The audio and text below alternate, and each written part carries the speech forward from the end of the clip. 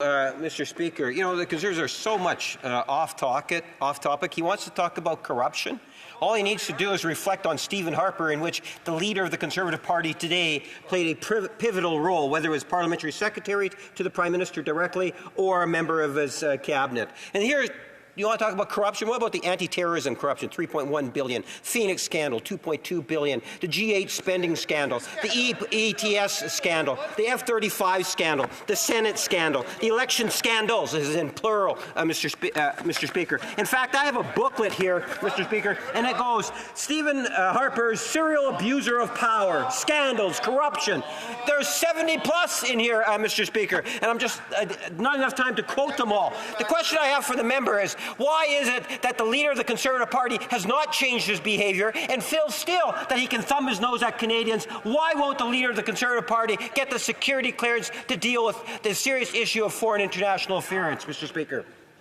The Honourable Member for Saskatoon University. It's very telling that the Liberals get triggered on this. He brought up the $16 glass of orange juice, and you're right. Outrage. Expensing of dollars that are not owed to oneself is wrong. And we had wall-to-wall coverage. And he brings up the F-35. That, the monies that the former government looked at buying that plane. Guess what happened? They bought it years later for more. That's the Liberal scandal, is they find more ways of pissing away taxpayers' money at every chance that they get. And the most latest one is this green slush fund for $400 million. The Honourable Parliamentary Secretary is rising on a point of order. Translated. I don't know, and I just say it because I think it should be reviewed, if that's an appropriate thing to be saying as parliamentary words. I'm just suggesting that we take it. We will look at what was said and come back to you if needed.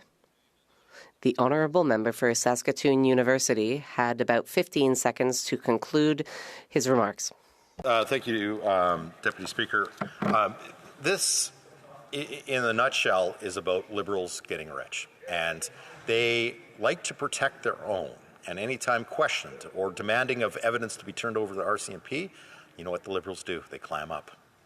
They attack. They do anything but provide the evidence to the RCMP. Ridge. Mr. Speaker, and I thank the member for his speech. So it would seem to me that with declining per capita GDP, Canadians are getting poorer, and with $400 million going out the door to Liberal insiders are getting richer. And this happened by deliberate choices that this government made. It was the government, it was Navdeep Bains that made the choice to clear out the existing board and appoint his own hand-picked chair, and then under the noses with senior bureaucrats in the room, these Liberal insiders voted to give public money to themselves at a time when Canadians' per capita income is declining. So I wonder if he has some more comments on just exactly, what happened here and why it's important to Canadians. We get to the bottom of it. The Honourable Member. Honourable Member for the question. What's going on here, and it's the pain that Canadians are feeling because of the NDP Liberal coalition. It's a cost of living crisis that is out of control because this Liberal NDP government can't find new and creative ways of blowing taxpayers' money. And this one is $400 million gone.